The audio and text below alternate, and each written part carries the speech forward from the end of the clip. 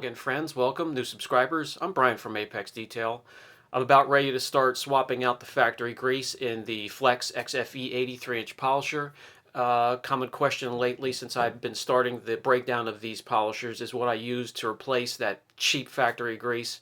It's not saying that the Flex uses cheap grease. It doesn't use that cheaper, clear, thin grease that just turns into practically water after a while. However, I still like to replace it, and since it's a commonly asked question, I'm going to show you exactly what I use. Now, the Flex, for me, when I get to use it, is like driving a luxury car compared to the other polishers.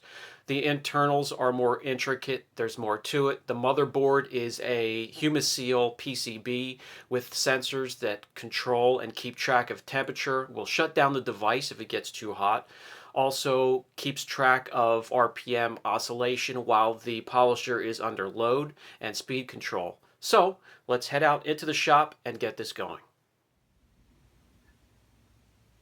Today we're swapping out the factory grease on the Flex XFE 712 3-inch mini polisher. It's a free spinning 12mm random orbital polisher. It removes swirls and scratches on tight areas and on curvy areas such as bumpers and coming up against character lines. This has the switch trigger on the side of the unit, which some do not like whatsoever. Bumping it may turn it off. I've never had a problem with it, especially the way I hold it, and it really doesn't bump up against anything I've ever used it on. It's a foot long, a little over a foot long, 5 inches from the backing plate to the top of the handle, and somewhere around 4.5 pounds, which is a full pound lighter than the full-size rotary and some of the DA polishers. The polisher has a microprocessor on board, controls soft start, temperature monitoring and control, and increased airflow for cooling of the motor and the gear. Okay, so first off, we're going to remove the 3-inch or the 75mm Velcro hook and loop backing plate.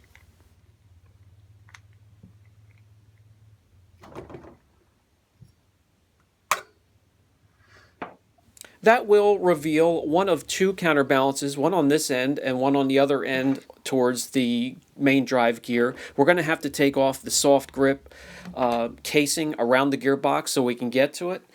And that's going to only be 3 21mm panhead hex screws. Those are self-tappers because we're only holding together two pieces of plastic.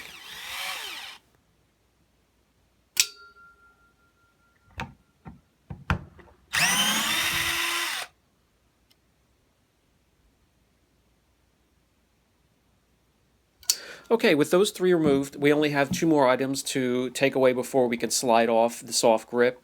And those are the 2 plastic threaded caps where you could place the handle on either side depending on your grip. Be careful. Again, plastic threaded, don't cross thread.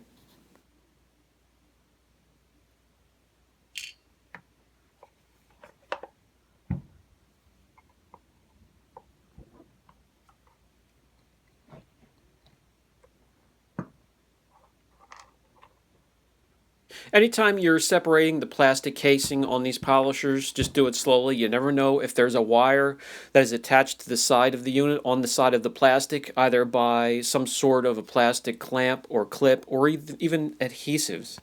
So you could see the soft grip. This is a rubber grip, maybe 1 millimeter, 2 millimeters thick on top of the plastic. Reinforced plastic only by the ribs inside for structure, and we have 4 more panhead hex screws to remove 20mm.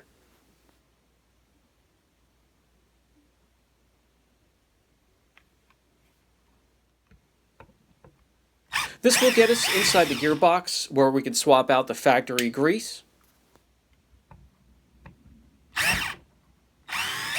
Please forgive the camera work. I'm trying to keep the polisher in the middle of the frame while I'm doing this as well. Makes it look a little bit clumsy, but we're almost there. We're going to be able to crack this open, get to the gearbox, flip it over, and inspect the spindle gear. Make sure the gears aren't chipped or wearing towards the ends.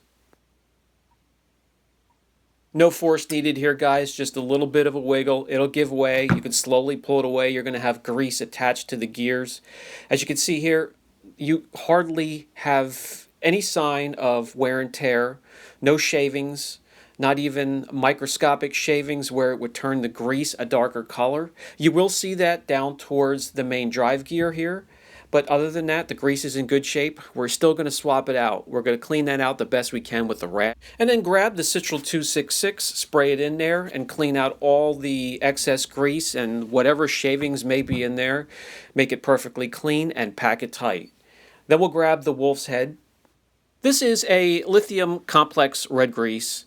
It's for automotive use. We use it here in the shop around wheel bearings and around brake systems.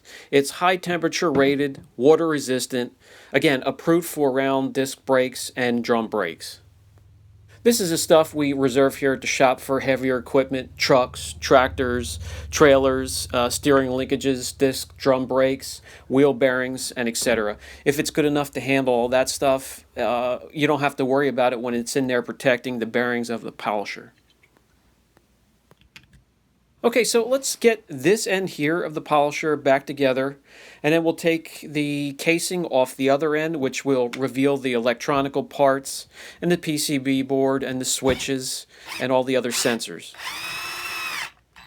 While putting it back together, you're not going to see me cranking down any of these screws, even with all the vibration that the polisher will produce. You won't have to crank it down. Just snug it tight, you'll be fine.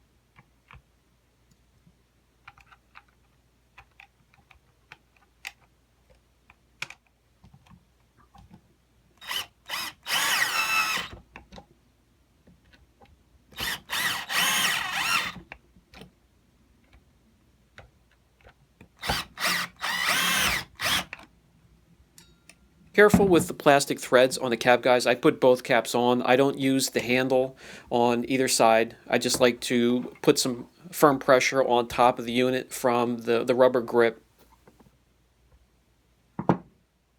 Alright, so with the business end back together, let's hop to the other end of the unit. That's the brains, the control of the polisher, only held on by one screw back here. Again, another pinhead hex screw. We're going to take that off, and it just slides back through the cord. The casing slides on there rather firm, so just be careful taking that off, because again, you never know if there's a wire attached to the side of the casing. I've already had one where I slid it off and detached the wire. Just adds more work to your project.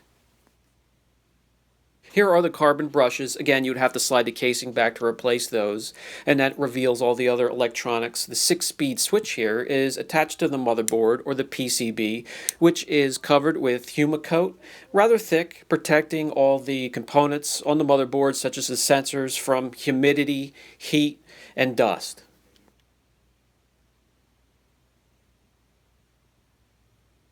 Last but not least, below the switch here is located a simple little 2-slot relay box.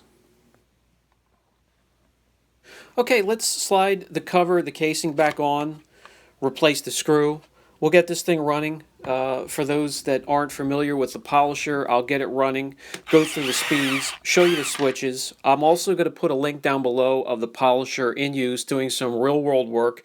You're going to see that in a lot of my videos from a month or two back. I use it heavily. It's a great unit.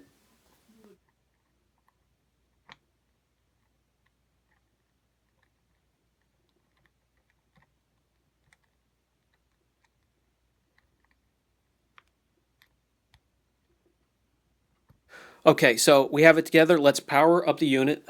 We're going to turn on the switch here. That powers it on. We have the speed dial back here.